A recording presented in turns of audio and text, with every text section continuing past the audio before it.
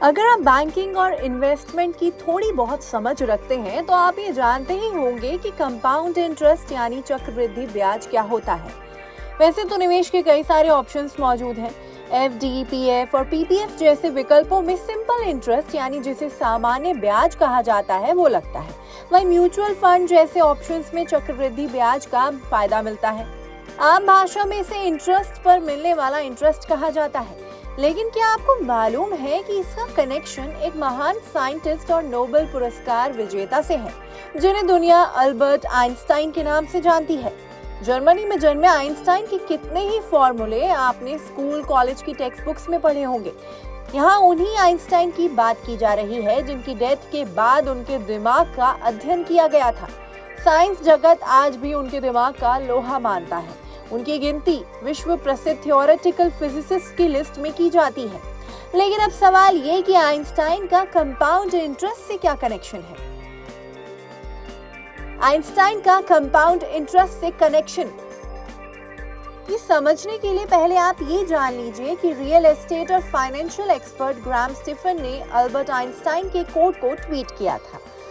Coat अंग्रेजी में है, जिसका अनुवाद ये है कि कंपाउंड इंटरेस्ट दुनिया का 8वां अजूबा है। जो इसे समझता है कमाता है, जो नहीं समझता वो चुकाता है। माना जाता है कि विज्ञान के लिहाज से एक से बढ़कर एक फॉर्मूले और थ्योरी लाने वाले आइंस्टाइन ने ही कंपाउंड इंटरेस्ट की खोज की थी, जो कि निवेशकों के लिहाज से बहुत फायदेमंद है।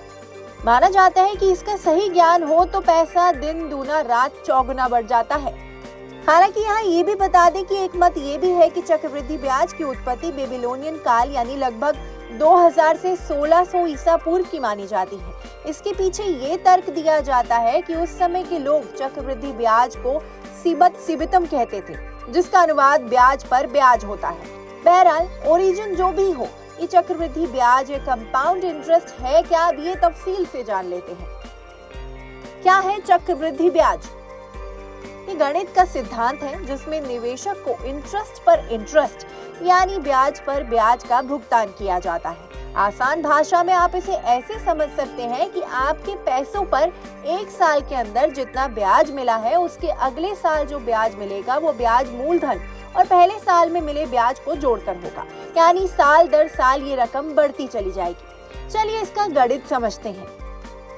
चक्रवृद्धि ब्याज का गणित। गणित की परीक्षा में आपने कई सारे ऐसे सवालों के जवाब दिए होंगे जिनकी शुरुआत मान लीजिए से होती होगी। बस उसी तरह मान लीजिए से शुरू करते हैं। मान लीजिए कि आपने 5 साल के लिए 1 लाख रुपए की एफडी कराई है और इस पर आपको सालाना 7% का सिंपल इंटरेस्ट मिलेगा। सिंपल इंटरेस्ट के फॉर्मूले से आपको हर साल 7000 रुपए इंटरेस्ट के तौर पर मिलेंगे।